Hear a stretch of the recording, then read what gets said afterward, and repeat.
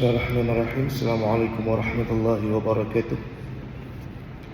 Innal hamdalillah nahmaduhu wa nasta'inuhu wa nastahdihi wa nastaghfiruh wa na'udzu billahi min shururi anfusina wa min sayyiati a'malina. May yahdihillahu fala mudilla lahu wa may yudlil falan tajida lahu waliyyan mursyida. Ashhadu an la ilaha illallah wahdahu la sharika lahu wa ashhadu anna Muhammadan 'abduhu wa rasuluh. سيدنا وحبيبنا وشفيعنا وذخرنا ومولانا وطبيب قلوبنا محمد بن عبد الله صلى الله عليه وآله وسلم من أزواجه وأولاده وقرباته وأصحابه ومن دعا بدعوته واستنى بسنته إلى يوم لا ريب فيه. سبحانك لا علم لنا إلا ما علمتنا إنك أنت العليم الحكيم. ربنا أدخلنا مدخل صدق وأخرجنا مخرج صدق واجعل لنا من لدنك سلطانا نصيرا ولا حول ولا قوة إلا بالله العلي العظيم. أما بعد. Ma'asyiral muslimin muslimat yang dirahmati oleh Allah Subhanahu wa taala sekalian, pertama syukur kita kepada Allah Subhanahu wa taala atas limpah kurnia dan inayah, taufik dan juga hidayah daripada Allah Subhanahu wa taala yang masih lagi memberikan kita ruang dan peluang serta kesempatan kepada kita untuk bertemu dan berhimpun pada malam hari ini. Mudah-mudahan pertemuan perhimpunan kita ini dapat meraih pandangan rahmat daripada Allah Subhanahu wa taala. Mudah-mudahan Allah Subhanahu wa taala mengampuni akan segala macam dosa dan noda, kesalahan dan maksiat yang telah kita lakukan kepada Allah Subhanahu wa taala, dan kita juga bermohon agar Allah Subhanahu wa taala merahmati umur kita, memberkati sisa umur yang terbaki pada kita. Mudah-mudahan sisa umur tersebut menjadi umur yang terbaik dalam hal keadaan kita bermuamalah kepada Allah Subhanahu wa taala. Allahumma amin. Baik, kita sambungkan kitab kita Madza ya'ni intima'il Islam. Apa artinya sebenarnya Islam? Kita masih lagi duduk pada bab yang kedua, semestinya muslim di sudut ibadah, dan kita sampai pada ibadah yang kelima. Kan?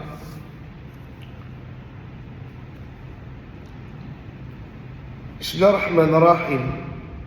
Qala musannif, saya mestilah mengambil berat terhadap ibadah qiyamul lail, yakni sembahyang malam. Dalam ibadah ini, dalam poin ini, muallif mengenalkan kepada kita satu kepentingan dalam melaksanakan ibadat. Ibadat ini bukan takat apa yang Tuhan suruh kepada kita daripada yang wajib. Ibadat ini bukan semata-mata perlu datang perintah wajib kena buat baru buat. Tapi ada juga yang disebut oleh Imam Malik sebagai mustahab, yakni ibadat yang disukai, yang dituntut atas kita, disukakan atas kita kalau kita melakukan, daripada an-nawafil, ibadat-ibadat sunat. Kita dah sebut dalam hadis yang kita baca pada pertemuan kita yang lalu, berkenaan Allah Ta'ala bagi khabar kepada kita, Allah Ta'ala bagi tahu kepada kita dalam hadis qudsi, wa ma taqarraba ilayya 'abdi bi syai'in ahabba ilayya mimma aftaradtuhu alayhi. Ada satu golongan daripada hamba aku, kata Allah, mendekatkan dirinya kepada aku, yakni beribadah dia kepada aku dengan apa yang telah aku fardukan ke atas dia. Dia kata, ada orang yang suka melakukan apa yang aku suruh daripada perintah yang aku fardukan. Dan yang ni banyak orang yang sekadar buat apa yang diperintahkan. Hak yang wajib, yang dia tahu, yang dia kena buat, dia buat. Dia tak lebih daripada tu. Bahkan ada yang berkira-kira, aku main dah, sudahlah, aku boleh sembahyang ikut imam, jadilah orang nampak dah aku main masjid, orang tahu dah aku boleh main, sudah. Ada orang yang tara tu, kehadiran dia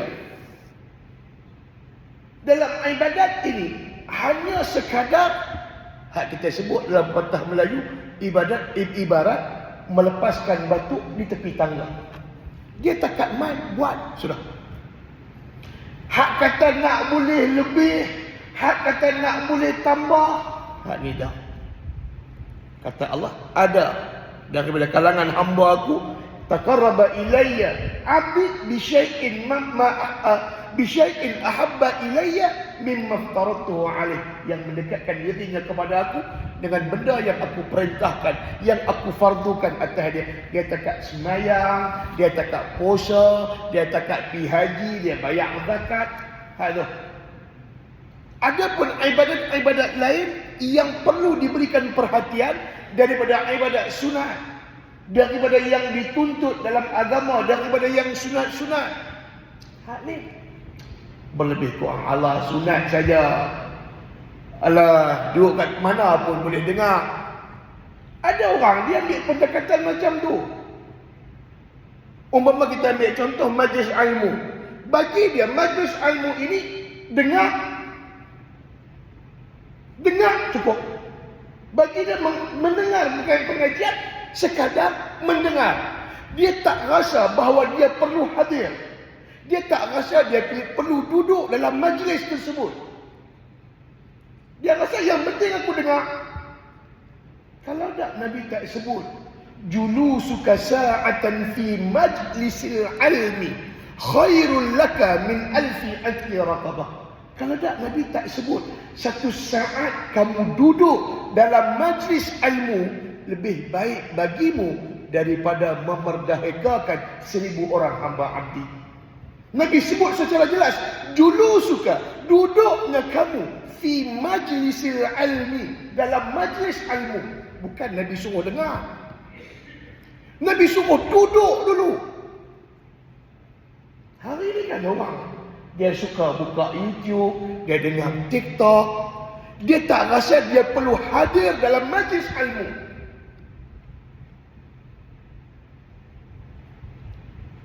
Bagi dia, mengaji dekat dengar sudah. Yang penting daripada aku dengar yang bukan-bukan, daripada aku tengok yang bukan-bukan, baik aku dengar ceramah. Bagi dia, it's enough. Memadai. Kafaran bisam'i, cukup bagi kita dengar. Dengan apa alasan pun. Oh, dalam sejuk sangat, ni dalam panas sangat, ni dalam sakit telinga, bingit, macam-macam alasan untuk tak mau duduk dalam majlis ilmu. Tapi Nabi tegas, duduknya kamu satu saat dalam majlis ilmu, walau apapun kondisinya, khairul laka min alfi atqi raqabah, lebih baik bagimu daripada memerdekakan, membebaskan 1000 orang hamba abdi. Sekalipun kita duduk dalam keadaan kita tidur, itu lebih baik. Pasal Nabi abang julus, duduk hang. Hari ini kan orang lebih pentingkan matan hadis. Kontekstual hadis orang cukup pandang. Ini dalam kontekstual hadis, bila Nabi sebut julus, duduk kamu. Walaupun yang duduk itu pekak. Nabi kata julus maknanya duduk. Sekalipun yang duduk tu pekak, duduk dia dapat pahala dah. Kita hari tak mau, faedah ni tak mau. Dia tak rasa peri penting dia hadir dan duduk dalam majlis ilmu. Umpama contoh. Itu contoh saja, bukan marah. Satu. Dia tak rasa dia perlu menambah taat, menambah ibadat dengan yang lain daripada apa yang telah diwajibkan oleh Allah atas dia. Lepas tu Allah Ta'ala sebut dalam hadis kursi, wa ma yazalu 'abdi yatagarraba ilayya bin nawafili hatta uhibbu. Hadis tadi kata Allah, aku suka hamba aku mendekatkan dirinya kepada aku dengan apa yang aku perintahkan. Satu. Yang kedua, Allah tersebut ada satu golongan daripada hamba aku yazal, senantiasa yatagarraba ilayya, mendekatkan dirinya kepada aku, bin nawafili, dengan ibadat sunat, ibadat nawafil, hatta uhibbu, kata Allah, sehingga aku mencintai dia, sehingga dia mendekatkan dirinya kepada aku dengan ibadat sunat, sehingga aku sayang ke dia. Fa idza kuntu ahbabtuhu, kata Allah, dan apabila aku suka ke dia, kuntu sam'ahu alladhi yasma'u bih, kata Allah, aku akan bersama dengan pendengaran yang dia mendengar dengannya. Wa kuntul ladzi yubsiru bih, wa kuntul ladzi yubsiru basarahu bih, aku akan bersama dengan penglihatan yang dia melihat dengannya. Wa kuntul ladzi fi yadihi allati yabtishu biha, dan aku akan berada pada tangannya pada ketika dia menggenggam. Wa rijlahu allati yamshi biha, dan aku akan berada bersama dengan kakinya pada ketika dia melangkah.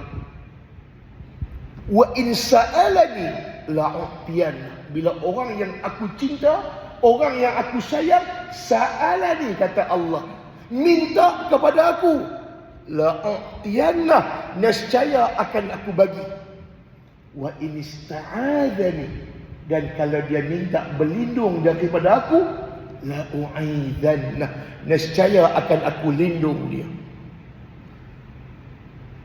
Hadis ni bagi tahu mendekatkan diri kita kepada Allah, beribadah kepada Allah, bukan takat buat apa yang Tuhan perintah daripada yang wajib-wajib saja, tapi kita juga perlu mendekatkan diri kita, berdisiplin, menjalani satu disiplin agar kita melaksanakan ibadat-ibadat sunat, sehingga dengan ibadat itu kita dicintai dan disayangi oleh Allah. Kita sebagai hamba buat apa yang Tuhan suka, itu wajar dan itu patut. Sebagai hamba kita patut buat apa yang Tuhan kita suka untuk kita buat. Tapi untuk buat sesuatu sampai Tuhan suka kita, itu benda yang berbeza. Buat apa yang Tuhan suka itu satu perkara, buat sesuatu sampai Tuhan suka kita, syai'un akhar, itu satu perkara yang lain. Hari ini kita buat yang wajib-wajib, padan, pasal wajib itu Tuhan suruh. Datang perintah wajib kena semayang, kita semayang. Kita puasa pasal apa? Pasal Tuhan fardukan kita puasa. Kutiba alaikumusiyam, difardukan ke atas kamu puasa, maka kita puasa. Maka kita buat yang wajib-wajib, itu patut pasal Tuhan suruh. Tapi bila kita boleh buat yang sunat-sunat, dalam keadaan tidak ada perintah, tidak ada suruhan wajib untuk kita buat benda yang sunat dalam agama ini, ini satu perkara yang luar biasa.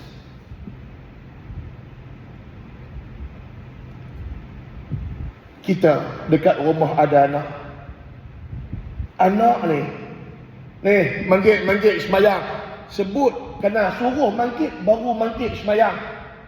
Ni hampa besok hari Jumaat balik sekolah, basuh kasut. Besok balik sekolah hari Jumaat, kasut di depan pintu. Kita sampai rumah pukul 6, tengok kasut ada depan pintu. Bapa abang dah kan semalam balik sekolah hari ni, basuh kasut, anak kita ambil basuh. Kemudian habis basuh, pak minta aiskrim. Kita suruh dia, habis dia buat apa yang kita suruh, dia minta reward. Kita macam mana? Sakit hati ke tak? Dah lah aku suruh baru nak kena buat, hampa tak boleh nak buat sendiri. Selagi tak suruh, selagi tu tak gerak. Betul-betul macam pahat. Sekali aku ketuk, sekali hampa gerak. Lepas tu macam-macam hampa nak, macam-macam kehendak hampa. Kita marah. Berbanding dengan satu orang anak, belum kita suruh lagi, ambil kasut, basuh. Syakji dia ambil baldi bubuh sabun, pi basuh kereta kita pula. Hak ni tak payah suruh, dia reti buat sendiri. Habis-habis dia buat, dia pun main duduk sebelah kita. Pak, saya nak minta RM10. Awak nak buat apa? Dah, RM10 nak pergi beli color untuk sekolah. Kita bagilah. Kita volunteer, kita hang tak minta pun aku bagi ya. Pasal apa? Tak payah suruh hang boleh buat. Dua keadaan tu. Samalah halnya dengan orang yang melakukan yang diperintah dengan melaksanakan yang sunat. Bila kita sebut melaksanakan yang sunat dengan catatan tidak meninggalkan yang wajib. Nanti ada pula yang faham buat yang sunat-sunat, yang wajib dah. Duk pegang biji tasbih ni sampai sampai 3 kali tukar tali. Punya putih tarik biji tasbih ni. Tapi Jumaat tak main semayang. Tak guna. Dengan catatan buat yang sunat, yang wajib tidak ditinggalkan. Hak tu kena habaq jelas-jelas. Kalau tak lagi dia dapat dengar buat yang sunat lagi Tuhan suka. Tuan-tuan ma'asyiral muslimat rahimah. Sehingga Allah Ta'ala habaq pada kita orang yang buat apa yang Tuhan suka tanpa perlu perintah. Dia kata Allah, aku akan bersama dengannya pada setiap keadaan dia. Dia susah, aku akan bersama dengan dia. Dia senang, aku akan bersama dengan dia. Dia duduk dalam masalah, aku akan bersama dengan dia. Apapun condition kita, apapun yang terjadi kepada kita, Allah Ta'ala berserta dengan kita. Pada masa itu, apakah ada ruang untuk kita berlaku lalai kepada Allah Ta'ala? Apakah ketika Allah bersama dengan kita, ada ruang untuk kita perbuat maksiat kepada Allah?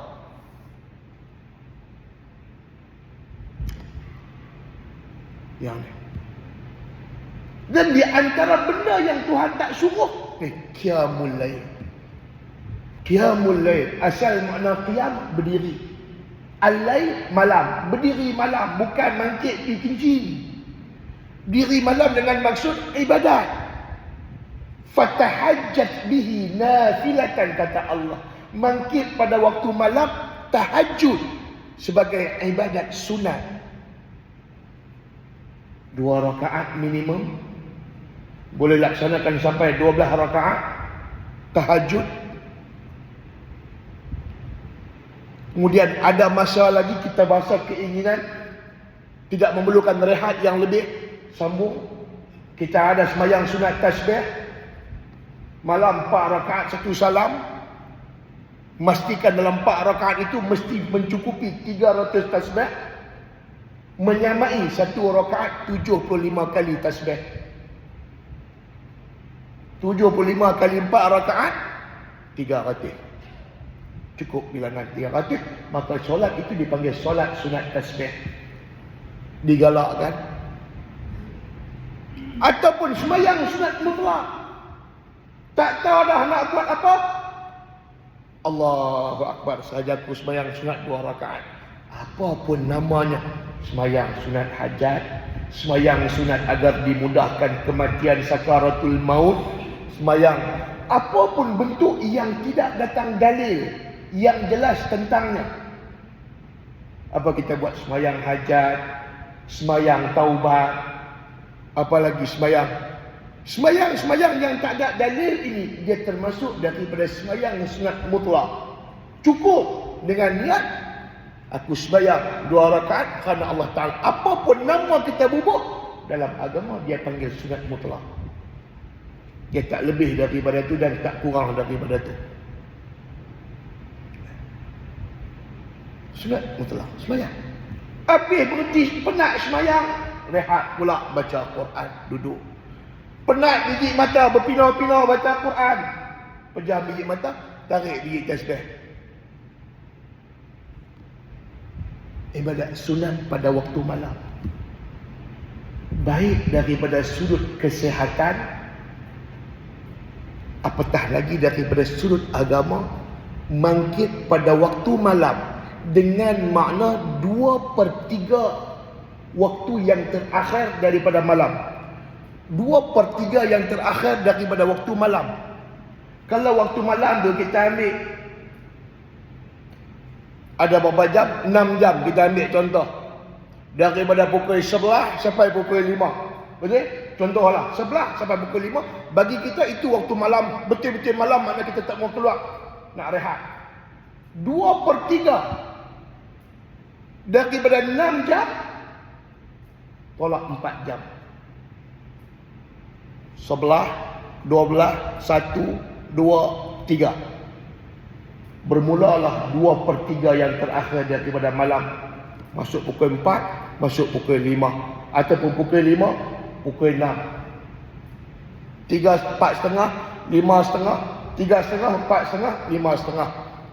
Cukup 2 jam. Mangkit pada waktu itu daripada sudut agama sangat bagus. Mari dalil daripada Nabi, sebaik-baik waktu yang menghampirkan dirimu kepada Tuhanmu pada waktu malam.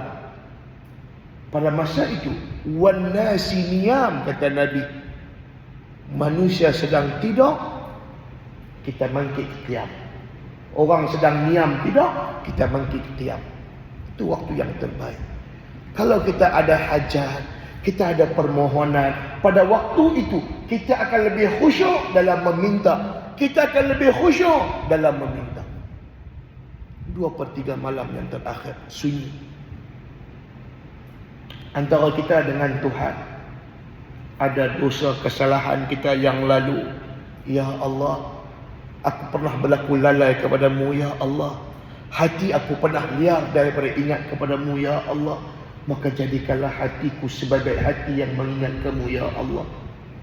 Ya Allah, daripada waktuku yang pernah luput ingatanku terhadapmu, ya Allah, jadikanlah waktu-waktu yang terbaki daripada umurku waktu yang mengingatkan aku kepada kamu. Minta. Sebaik-baik keadaan untuk minta pada waktu malam, pada waktu yang sunyi. 2/3 malam yang terakhir itu adalah waktu yang terbaik. Sehingga ada hadis Nabi beritahu, pada malam hari 2/3 malam yang terakhir, Allah Ta'ala akan turun ke langit dunia. 2/3 malam yang terakhir, Allah Ta'ala akan turun ke langit dunia. Seraya akan berkata, adalah hadis, beberapa matan hadis, siapakah yang daripada manusia, siapakah daripada hambaku yang masih lagi memerlukan keampunan daripadaku, mintalah, nescaya akan aku ampunkan. Siapa daripada hambaku yang ada keinginan kepadaku, mintalah, nescaya akan ku kabulkan. Firman Allah pada waktu itu kita tak dengar, lepas tu kita tak peduli. Tuhan bukan takat panggil kita, hayya 'alas salah, hayya 'alas salah, dengan waktu sembahyang fardu saja. Dia juga menyeru kita pada waktu malam. Samalah halnya macam mana Allah Ta'ala menyeru kita pada tiap-tiap malam Ramadan. Kan ada hadis cerita bagaimana Allah Ta'ala memanggil kita pada tiap-tiap malam Ramadan. Apakah kita termasuk daripada orang yang menyahut panggilan Allah? Kita ingat Tuhan panggil itu, mai panggil sembahyang subuh, zuhur, asar, maghrib, isyak saja. Kita tak rasa waktu lain Tuhan panggil kita. Kita tak rasa kita perlu menyahut panggilan Allah pada waktu-waktu yang lain daripada waktu ibadat fardu ini.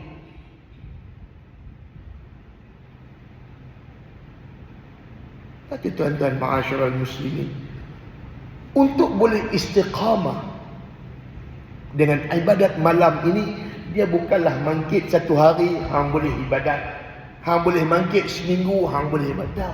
Dia memerlukan konsisten. Dia memerlukan mujahadah. Bukan senang. Hari ini mangkit, 2 hari boleh mangkit, malam ketiga boleh mangkit, belum tentu bulan depan boleh mangkit lagi. Dia memerlukan disiplin, kesungguhan untuk boleh menjadikan kita termasuk daripada orang yang menghidupkan malam dia memerlukan mujahadah. Kena hari sejuk, hari hujan, kita pula malam tadi tidur lambat, pukul 12 baru tidur. Kita pula daripada berjalan jauh, musafir, sampai rumah pukul 1 tidur. Nak bangkit pukul 4, nak bangkit pukul 4.30, nak bangkit pukul 5. Mujahadah. Belum tentu boleh. Tapi kalau bangkit malam ini telah menjadi adat kepada kita. Adat ni apa? Kebiasaan. Dah biasa bangkit malam. Sampai satu keadaan hang tidaklah pukul berapa pun hang akan bangkit waktu tu. Hang tidaklah dalam apa condition pun, penat ke, letih ke, tak larat ke, sakit ke, dia mesti bangkit waktu tu juga. Bagi orang yang telah melazimi sekian lama. Tapi kalau baru sebulan, baru 2 bulan, dia belum jadi darah daging lagi, dia boleh terbabat, dia perlukan mujahadah. Dalam sejarah ada beberapa individu sebelum kita mendapat keistimewaan bangkit malam. Antaranya Abdullah ibnu Umar. Abdullah ibnu Umar, dia mendapat satu keistimewaan bangkit waktu malam. Kenapa jadi istimewa? Pasal dia dikejutkan oleh iblis. Iblis mari kejut Abdullah ibnu Umar untuk bangkit malam. Ya kan? Biasa kita dengar iblis ni tahan kita dari dia bangkit. Tapi Abdullah ibnu Umar, iblis mai tolong kejut bangkit malam. Pasal apa? Ada satu ketika Abdullah ibnu Umar terlena sedap-sedap subuh. Maknanya malam tadi dia tak bangkit tahajud. Dia sedap-sedap subuh. Jadi dia punya menyesailah malam tadi aku tak boleh bangkit apa semua. Jadi dia pun letak satu denda dalam diri dia. Besok malam aku kena bangkit. Dan aku kena denda diri aku sendiri. Kalau tinggal malam ni, aku kena sembahyang sunat 1000 rakaat. Biasa dia bangkit buat 2 rakaat saja. Iblis ganggu dia bagi lena. Besok dia bangkit buat 1000. Dia kata 2 rakaat hang buat pun aku penat. Tak, ni aku nak tunggu 1000 rakaat. Hari ni, setiap hari aku akan kejut hang. Biar cukup hang buat 2 rakaat sudah, jangan buat 1000. Tak larat aku nak tunggu. Sejak hari tu iblis tolong kejut dia bangkit tidur.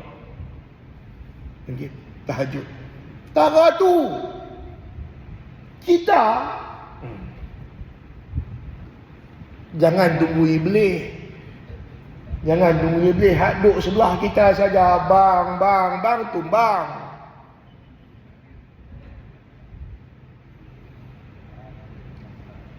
Yang ada, yang tak ada, tak boleh buat apa.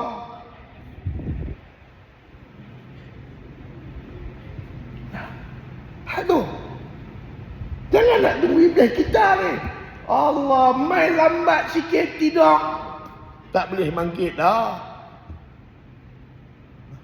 Itu keistimewaan yang Tuhan bagi. Ada orang yang Allah Ta'ala rizkikan kepada dia, dia akan terjaga pada certain waktu.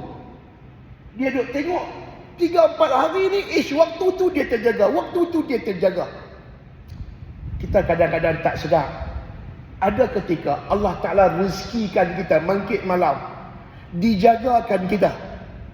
Tapi bila jaga tu kita tak sedar. Kita tak sedar yang Tuhan jagakan kita.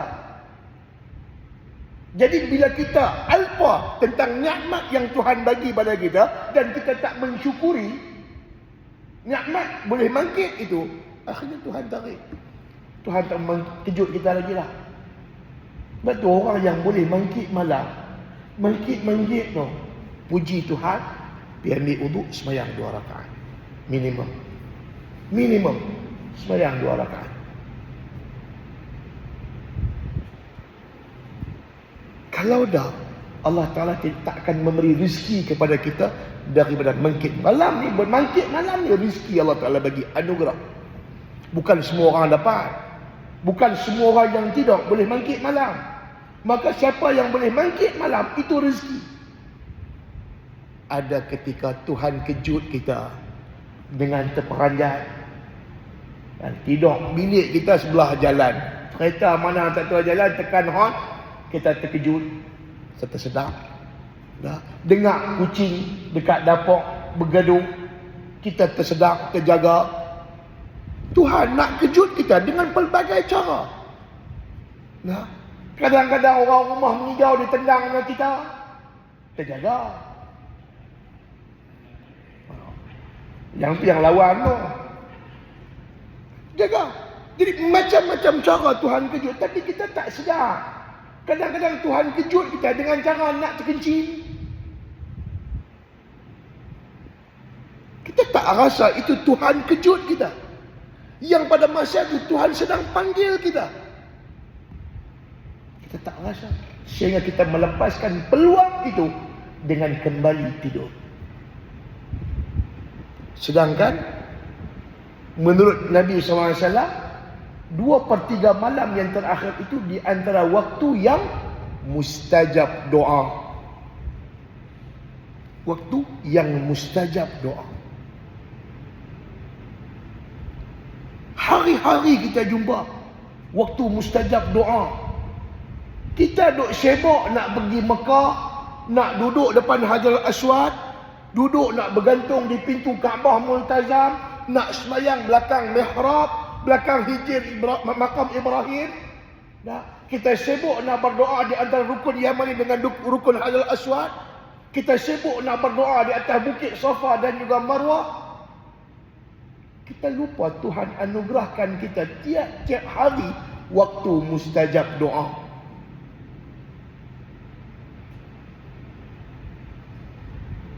Kenapa kita tak mau? Yang tu bukan nak kena keluar belanja. Yang tu bukan nak kena perhabis tenaga. Tiap-tiap minggu, mabainal khutbatain, di antara dua khutbah, dah ada waktu yang mustajab doa. Berapa ramai orang masa tengah khutbah, 2 khutbah dia lena, melalukan waktu mustajab doa dalam keadaan sia-sia. Tuan-tuan, ma'asyiral muslim muslimat rahimakumullah. Ini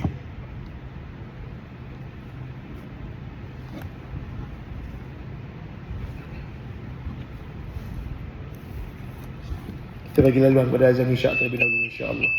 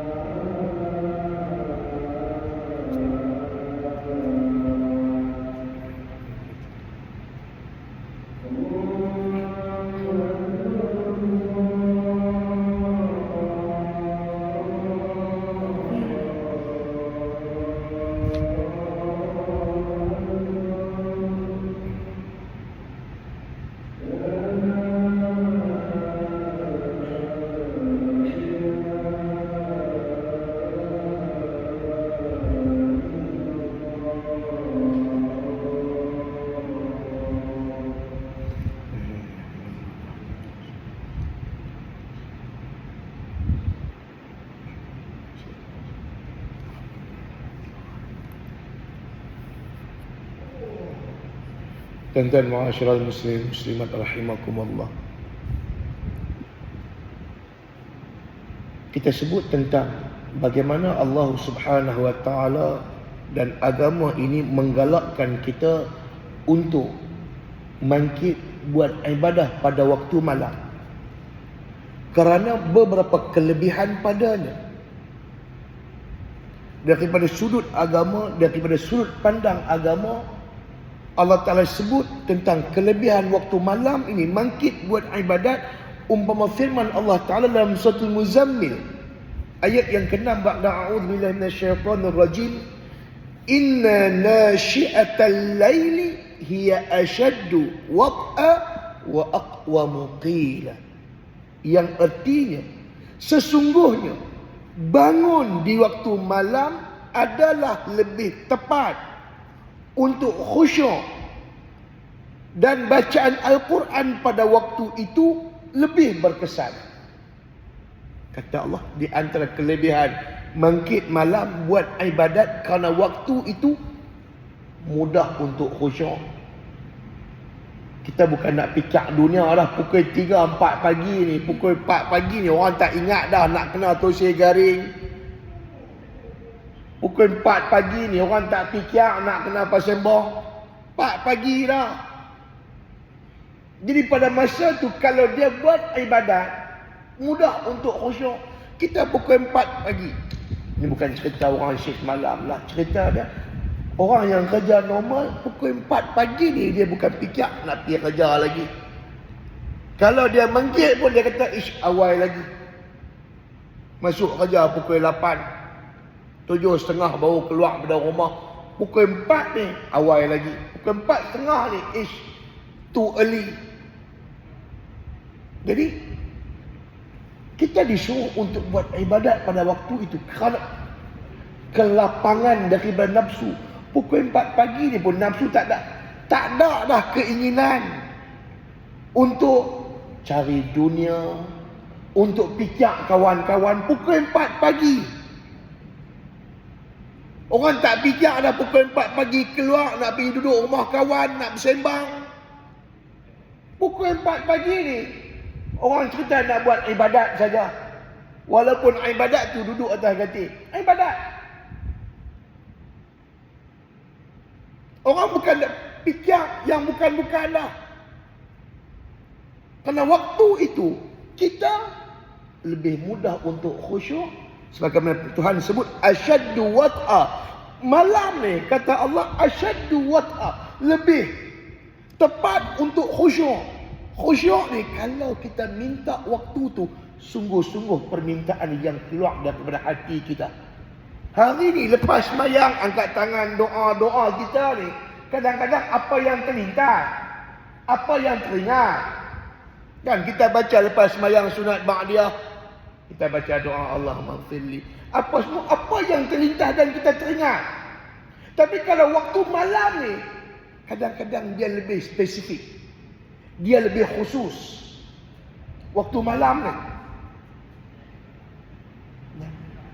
Dia bukan dalam bentuk umum. Kita akan menyatakan keinginan kita dalam bentuk yang lebih khusus. Waktu malam, kelebihan. Bagi kita sunat bangkit malam, tapi bagi para nabi wajib mereka itu bangkit malam. Bangkit malam ini salah satu latihan bagi orang-orang yang ingin menguatkan jasmani dia. Ini terbukti dalam sejarah. Orang yang nak jasmani dia kuat, hendaklah dia melazimi qiyamul lail. Ini terbukti dalam sejarah. Orang yang pergi perang dalam keadaan malamnya dihidupkan dengan ibadat, peperangan tersebut tidak akan berlaku kekalahan. Antaranya dibuktikan oleh Salahuddin Al-Ayyubi dalam peperangan Salibiyah. Di antara kriteria yang akan digunakan oleh Salahuddin Al-Ayyubi untuk memilih tentera yang akan keluar berperang pada besok hari adalah tentera yang menghidupkan malamnya. Maka kalau kita tengok peperangan Salibiyah berlaku lebih daripada 100 tahun. Itu di antara peperangan yang lama dirakamkan dalam sejarah.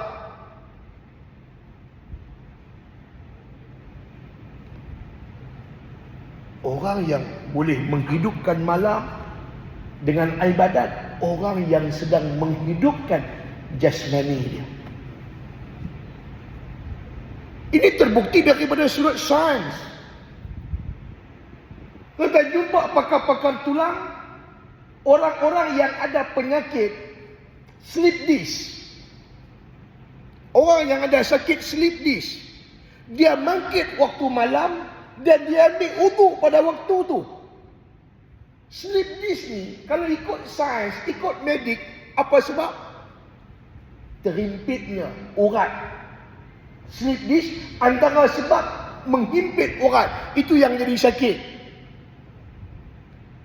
Jadi di antara kelebihan bangkit waktu malam, ambil wuduk pada waktu tu, sekalipun waktu itu sedang sejuk, kita ambil wuduk pada waktu itu, dia akan menghidupkan segala urat-urat yang mati selama hari ini. Yang mana yang kendok-kendok boleh tegang balik daripada urat. Yang tu jelas. Satu tuan-tuan tengok, orang yang nak main olahraga, dia start bangkit untuk buat warm up pukul 4 pagi, pukul 5 pagi dah. Warm up.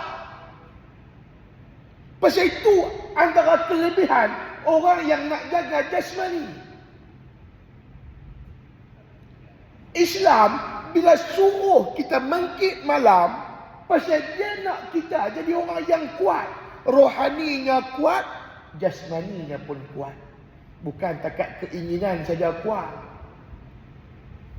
Rohaninya kuat, jasmaninya kuat.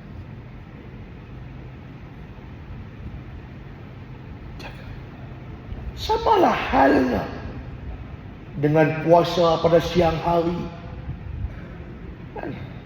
Tuan-tuan lebih maklum, tuan-tuan duk ikut Dr. Mani lah, Dr. Mala lah, macam-macam doktor, Kato lah, macam-macam doktor, macam-macam pakar kesihatan tuan-tuan ikut untuk mendapat kesihatan. Di antara apa yang mereka sebut adalah IF, intermittent fasting. Puasa. Puasa ni bukan Kristian ada, kita Islam pun ada puasa. Kata nak sihat, hang nak reverse kencing manis, hang nak reverse itu, hang nak reverse daripada pelbagai penyakit. Islam dah bagi solusi yang lebih awal. Tapi siapa daripada kita yang nak mengambil sistem Islam? Kita lebih percaya Dr. Mani 16 jam puasa, buat IF, menjamin kesihatan. 16 jam kita tinggal makan hanya kerana nak sihat. Takat tu saja kita dapat.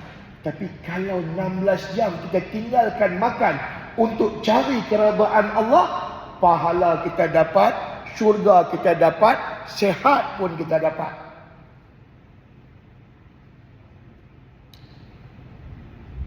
Yang ni yang kadang-kadang kita diselewengkan sikit. Kuat mana pun. Sedangkan benda tersebut dalam Islam ada.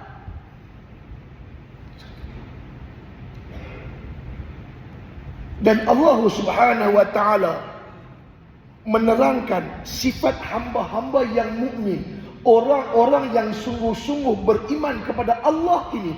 Apa ciri mereka?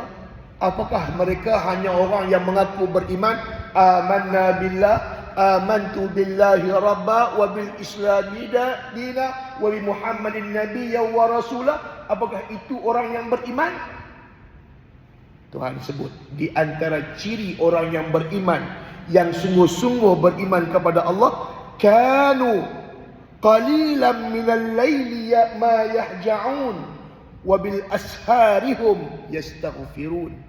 Kata Allah, di antara ciri-ciri orang yang benar-benar beriman kepada Allah, mereka itu sedikit sekali tidurnya pada waktu malam. Kata Nabi, orang yang beriman, orang yang sikit tidur pada waktu malam. Tapi kita dah diajar, kita telah didoktrin, tidur minimum 8 jam. Sehingga daripada budak-budak kita pegang, sampailah jadi bapa budak, sampai jadi budak balik pun kita berpegang. Tidur ini untuk dapat sihat, tidur mesti cukup. Tidur kena cukup untuk kesihatan. Tuhan abang, orang yang beriman itu orang yang sedikit tidurnya pada waktu malam. Yang penting daripada tidur bukan waktu lamanya, tapi kualiti tidur tersebut. Tuan-tuan, saya 4 kali masuk lab, masuk bilik belajar untuk tidur di IJN. Tuan-tuan kalau pergi IJN tingkat 4 tu, dia ada private clinic dan dia ada lab untuk sleep, makmal untuk tidur. Saya 4 kali ikut kelas nak tidur. Diajar cara tidur. Bayang, tidur pun orang kena ajar. Supaya kita dapat tidur yang kualiti. Bukan daripada sudut panjangnya masa akan menjamin kesihatan, tapi yang lebih penting daripada itu, tidur yang berkualiti, yang betul. Itu menurut sains lah. Tapi Al-Quran habaq, orang iman beriman, qalilan minal laili ma yahja'un, sedikit sekali tidurnya mereka pada waktu malam. Wabil ashari, dan pada waktu sahur. Kita biasa dengar perkataan sahur. Sahur ni apa? Makan waktu pagi. Dah. Sahur ni bukan makan.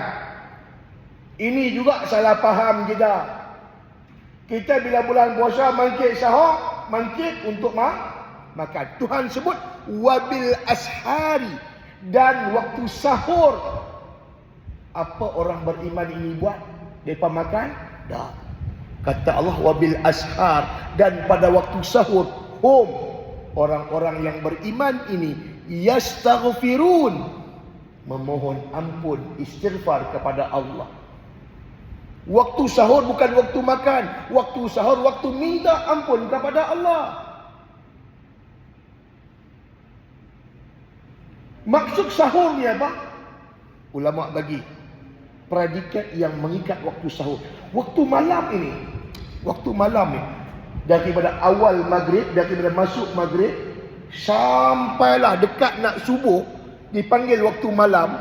Malam ni dalam Islam tidak kurang lebih daripada 8 perkataan yang merujuk pada waktu malam. Termasuklah Isra. Kan kita duk dengar ceramah Isra Mi'raj, Isra Mi'raj. Isra itu apa? Berjalan pada waktu malam. Itu juga salah satu waktu pada waktu malam. Dan ada di antara waktu malam itu yang terakhir daripada waktu malam itu, namanya sahur. Sahur ini, kata ulama, sekira-kira kalau kita membaca ayat Al-Quran, cukup bagi kita untuk menghabiskan 200 ayat. 200 ayat itulah waktu sahur. Habis waktu sahur, dipanggil waktu imsak. Waktu imsak kira-kira kalau kita baca Quran sampai waktu subuh, daripada waktu imsak sampai habis azan subuh, kira-kira boleh menghabiskan 50 ayat daripada ayat Quran. Itu dipanggil waktu imsak. Kalau boleh habis 200 ayat, itu dipanggil waktu sahur. Ini di antara waktu-waktu yang ada, yang dinamakan dalam bahasa Arab, yang merujuk pada waktu yang tertentu. Jadi waktu sahur ini, orang yang beriman, dia guna untuk apa? Istighfar, minta ampun kepada Allah Ta'ala, ibadat. Dan Allah Ta'ala juga bagi tahu kepada kita, sebagaimana yang biasa kita baca pada, kita dengar pada tiap-tiap pagi subuh, Hari Jumaat tu imam kita baca daripada surah As-Sajdah, ba'da a'udzubillahi minasyaitonir rajim, tatajafa junubuhum 'anil madaji' yad'una rabbahum khaufan wa tama'a wa mimma razaqnahum yunfiqun. Kata Allah yang artinya lambung mereka jauh daripada tempat tidur mereka. Kata Allah, pada waktu malam orang-orang yang beriman ini akan menjauhkan lambungnya dari tempat tidur dengan maksud mangkit. Bukanlah mangkit daripada katil pergi duduk kat sofa pula sambung tidur. Daripada sofa sambung pula tidur di bawah. Dah. Yang kata menjauhkan lambungnya daripada tempat tidur dengan makna mangkit buat ibadat. Sedang mereka itu berdoa kepada Tuhannya. Pada waktu malam ini, mereka bangkit daripada tempat tidur, buat ibadat, dan mereka meminta, berdoa kepada Tuhan mereka dalam keadaan penuh rasa takut. Minta berlindung daripada neraka, minta jauh daripada azab. Jangan kita termasuk tergolong dalam golongan yang dimurkai oleh Allah. Jangan pula kita termasuk dalam golongan yang dimarahi oleh Allah Ta'ala dan dibenci oleh Allah. Jauhkan kita daripada apa-apa yang Tuhan kehendakkan daripada kita keburukan. Minta dengan penuh rasa takut. Khaufan yad'una rabbahum khaufan, mereka berdoa kepada Tuhan mereka dalam keadaan mereka itu takut. Satu. Wa tama'a, dan yang kedua mereka itu asal makna tama'a, orang boleh panggil tamak. Tamak ni apa? Berharap lebih. Dan orang tamak ni orang yang nakkan lebih. Maka berdoa kepada Tuhan mereka dalam keadaan takut dan mengharapkan lebih banyak anugerah Allah atasnya pada waktu malam itu. Doa, doa, doa, doa, dan memiliki satu pengharapan bahawa doa pada waktu itu Allah Ta'ala akan perkenankan. Doa, doa, waktu mustajab doa. Minta apa-apa pun. Anak kita nak periksa, minta. Anak kita minggu ni nak menikah, minta. Dah. Kita ada masalah, minta jalan keluar daripada Allah. Kita ditimpakan dengan penyakit, minta kepada Allah. Kita yang ditimpakan dengan kesusahan daripada dunia, minta Allah Ta'ala tolong kita. Minta, minta, minta. Dan kata Allah, wa mimma razaqnahum yunfiqun, dan apa-apa yang kami rezekikan kepada mereka, mereka infak kembali. Apa makna infak? Sedekah. Nah. Makna infak artinya mengembalikan hak kepada yang perlu. Infak nafkah. Nafkah kan kita bagi pada yang perlu. Bini kita perlu nafkah daripada kita. Janda orang tak perlu nafkah daripada kita. Jadi yang kata infak, mengembalikan hak orang yang memerlukan daripada kita, yang wajib kita kena tanggung. Jadi daripada apa yang Tuhan rezekikan kepada kita, dia bukan takat rezekikan duit kepada kita, dia bukan takat bagi harta kekayaan kepada kita, tapi dia juga bagi kita masa.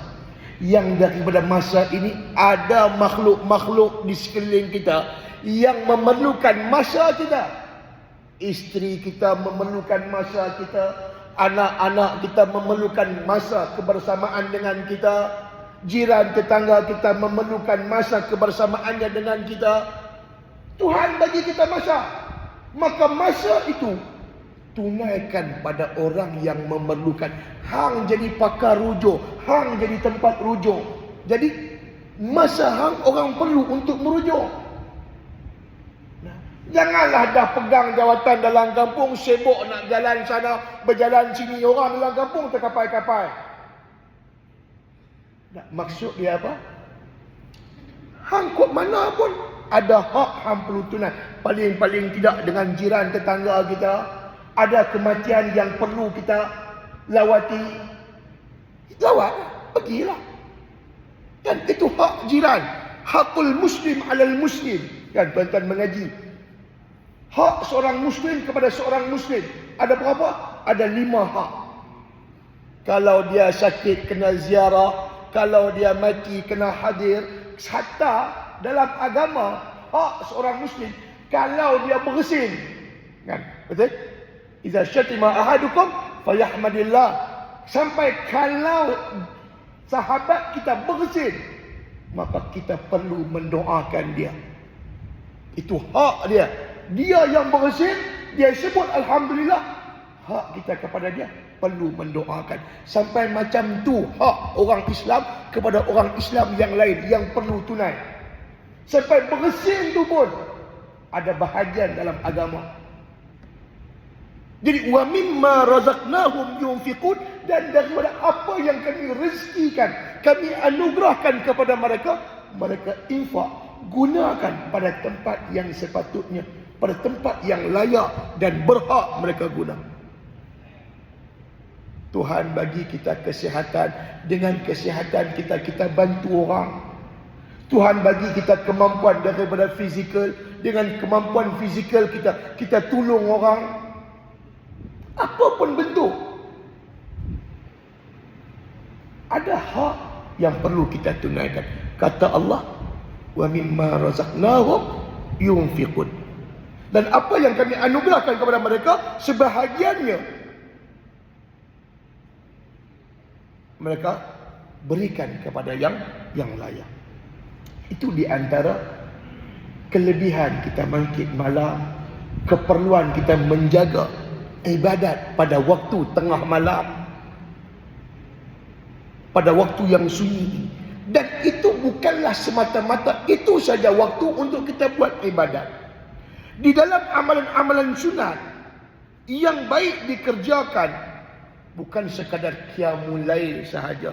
Banyak lagi, umpama semayang duha siang hari, semayang sunat tarawih bulan puasa, puasa pada hari Isnin, Khamis, puasa pada hari-hari putih 13, 14, 15, puasa pada hari Arafah, puasa pada hari Ashura, puasa 6 hari dalam bulan Syawal. Ini semua di antara bentuk-bentuk ibadat sunat yang agama sarankan kepada kita untuk kita buat. Maka jadilah kita daripada hamba Allah Muslim yang mendekatkan dirinya kepada Allah bukan sekadar dengan melaksanakan ibadat-ibadat wajib, tetapi juga memperhatikan ibadat-ibadat sunat. Jadilah kita termasuk daripada mereka yang mengambil peduli tentang ibadat-ibadat sunat ini. Jadikanlah kita di antara orang yang menghidupkan amalan sunat dalam kehidupan kita. Suburkanlah keluarga kita dengan ibadat-ibadat sunat selain memperkasakan yang wajib. Mudah-mudahan kita termasuk daripada hamba-hamba Allah yang Tuhan sayang, yang Tuhan cinta, kerana melakukan ibadat-ibadat sunat ini kerana Allah Subhanahu wa ta'ala. Saya kira cukup sekarang tu kita habis pada poin yang kelima. Nanti kita sambung pada poin yang keenam pada pertemuan kita yang akan datang, insya-Allah. Segala yang baik datangnya dari Allah Subhanahu wa ta'ala. Salah dan silap atas kelemahan diri saya sendiri, saya minta maaf kepada semua dan saya minta ampun kepada Allah Subhanahu wa ta'ala untuk diri saya dan semuanya. Mudah-mudahan kita semua termasuk dalam golongan yang diampuni oleh Allah Subhanahu wa ta'ala, insya-Allah.